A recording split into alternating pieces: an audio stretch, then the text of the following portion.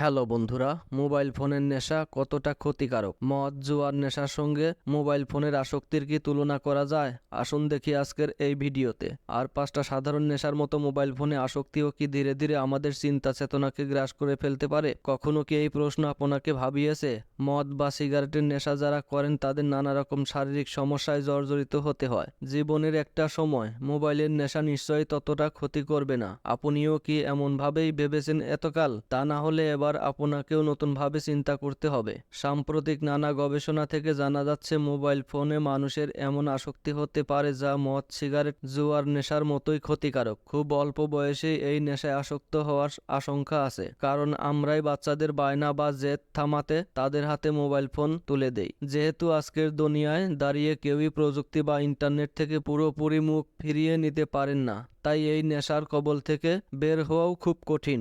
আর তাই হয়তো আপনি বলবেন, মদ সিগারেট ড্রাগসে শরীর ঝাঁঝরা হয়ে যায়, জুয়ায় টাকা পয়সা নষ্ট হয়, মোবাইলে তো তেমন কোনো ক্ষতি হয় না। ভুল ভাবছেন, আপনি চোখে দেখতে পাচ্ছেন না, কিন্তু তা আপনার শরীর মনকে ধীরে ধীরে গ্রাস করে নিচ্ছে। 2 বছর অফলাইন ক্লাস করার পর যে সব বাচ্চা স্কুলে যেতে আরম্ভ করেছে তাদের মা বাবা বা শিক্ষক শিক্ষিকারা হারে হারে সে কথা বুঝতে পারছেন। বাচ্চারা সুস্থির হয়ে এক জায়গায় বসতে পারছেন না, প্রশ্নের উত্তর লিখতে বা টানা 2-3 ঘন্টা বসে পরীক্ষা দিতে গিয়ে হিমশিম অবস্থা হচ্ছে। এমনকি প্রভাব পড়েছে সম্পর্কে। ভার্চুয়াল দুনিয়ায় কারো সঙ্গে প্রেম বা বন্ধুত্ব বজায় রাখা সহজ, কারণ সেখানে সব কিছুই হচ্ছে একটা বাবলের মধ্যে। মুখোমুখি কারো সঙ্গে কথা বলতে গেলে খানিক শ্রম দিতে হয়, তার কথা শুনতে হয়। রেস্তোরাঁয় পরিবার বা বন্ধুদের সঙ্গে খেতে গিয়েও কি আপনাকে ফোন সার্ভ করতে হয়? তাহলে বুঝতে হবে যে আপনি রীতিমতো আসক্ত হয়ে পড়েছেন মোবাইল ফোনে। পর্নোগ্রাফি, অনলাইন জুয়া বা গেমসের নেশাও খুব মারাত্মক। বিশেষ করে হাতে সেলফোন পাওয়ার পর থেকে পর্নো সম্পর্কে খুব অল্প বয়সেই ধারণা তৈরি হচ্ছে ছাত্রছাত্রীদের।